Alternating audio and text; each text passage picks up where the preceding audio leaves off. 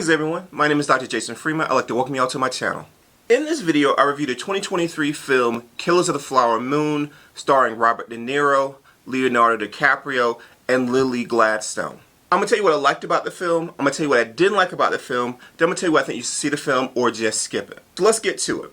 The first thing I really loved about this film was the performance of Lilly Gladstone as Molly Burkhart. So Molly very much was the heart of the film. She was the main protagonist, and she was the one point of light among these disgusting, rotten, scoundrel, murderous thugs who were the people who were victimizing her family. She's very much the victim of the story, but also she's also a fighter and the hero of the story. Not to spoil anything, but of course it's part of the historical record. She went all the way to the top, and I say the top, I mean the White House trying to protect her people, the Osage. And so Lilly Gladstone did a really good job portraying the pain that she was going through, both emotional with the loss of her family, but also she's dealing with a health issue, which is a big part of kind of how they're keeping her quote unquote under control, even though they didn't.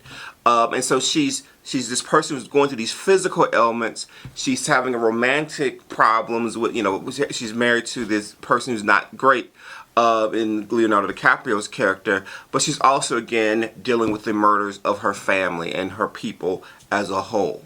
Another thing I liked about the film was that Martin Scorsese very much gave the native peoples within the film the ability to speak about the pain that was inflicted on them over many centuries. And so from the opening scene just throughout the film, we hear how these particular peoples felt about the conditions that they were forced into, the things they had to suffer through, and the things, especially during this time called the Reign of Terror, that they had to deal with. I love every time you had a native actor on screen voicing the issues and the pain that they were feeling. It was not filtered, it was not sugar-coated, they said exactly how they felt. And there's one scene with Molly, played by Lilly Gladstone, where she talks about the hatred and the anger that she feels towards the people who are murdering her people. And so again, in the past, whenever you had native peoples in movies, I grew up unfortunately on John Wayne movies. I had family members who loved John Wayne. I'm not a fan. But whenever native peoples, they had these very limited roles, and they weren't able to speak their perspective on what was happening. It was very much about the Americans, or whoever the quote-unquote heroes in the film, how they felt about the natives and how they weren't necessarily civilized. And then this film kind of flips that on its head and talks about, so we're victims of these people, and very much we want to say this is how we feel about what's happening to us and what has happened to us over the centuries. Another thing I liked about the film was that I learned a lot about this period. And so again, I don't want to skip too much to spoil the film, but they very much flipped things at the very beginning, kind of talking about the impact of the oil on the Osage Nation, and kind of how that wealth came and changed that culture and changed the people, which set up the situation. And so I really like what Scorsese did at the very beginning when he kind of set this up and kind of showed this is what this money did in this community. This is how it changed their lives, and this is how these people who weren't necessarily white people who weren't necessarily affluent, how they came in and tried to take advantage of the situation. So what didn't I like about the film? Well, I'll get to the length a little bit later, but one of the things I really was disappointed with at the very end, and it's more so was a artistic choice by Scorsese, is that I think he focused too much on the killers. So the film is called Killers of the Flower Moon, and the killers are again, as you would, a lot of the kind of white people come in to take advantage of the Osage.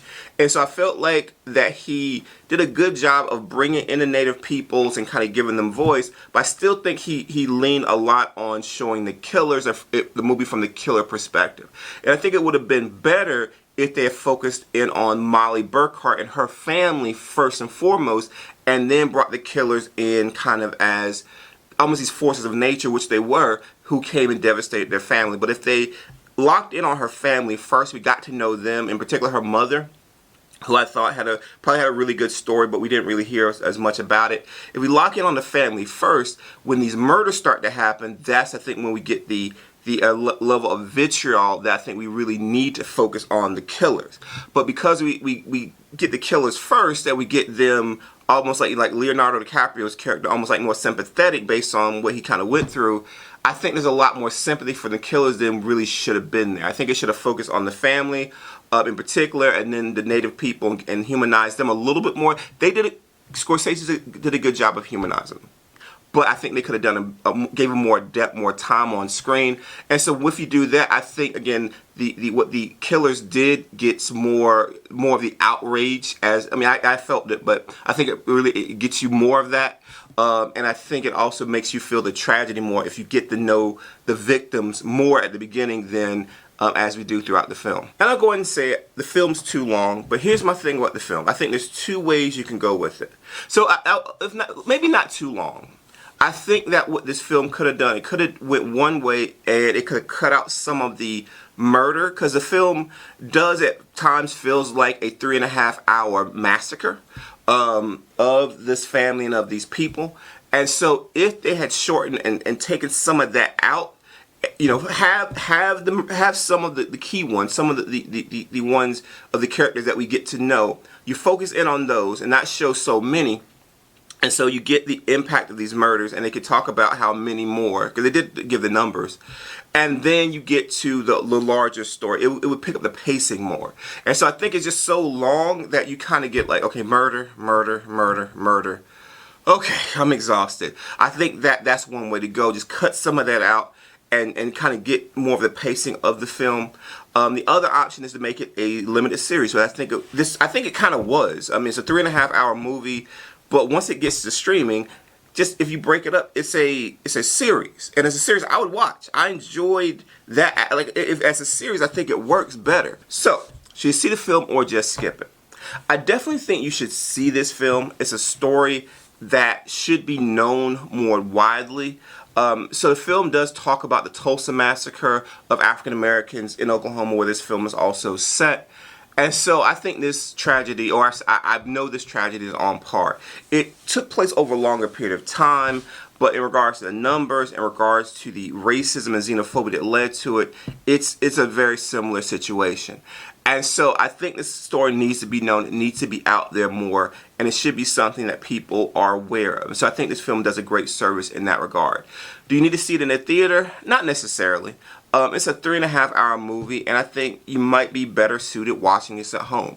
You can pause it. I had to go to the restroom a couple times because it's, again, a long movie. And so, you know, I missed little snippets of it. So, yeah, go ahead and wait to see it at home. There's nothing, to me, there's nothing in the film that cries out saying you have to see it in a theater. It's a very loud film. There are some explosions. There's some big cinematic pieces. But honestly, there's nothing that I don't think you can get in a nice, you know, you got a nice big TV at home. I think you get the same experience watching it from home. So yeah, see it, but you can just wait and see it when it gets to streaming. Now, if you found that review interesting and or informative, please like this video and subscribe to my channel. Also, please share this video. And if there are other films about historical events that you want me to review on this channel, please leave those suggestions in the comment section below. Thank you all for your time and have a wonderful rest of your day.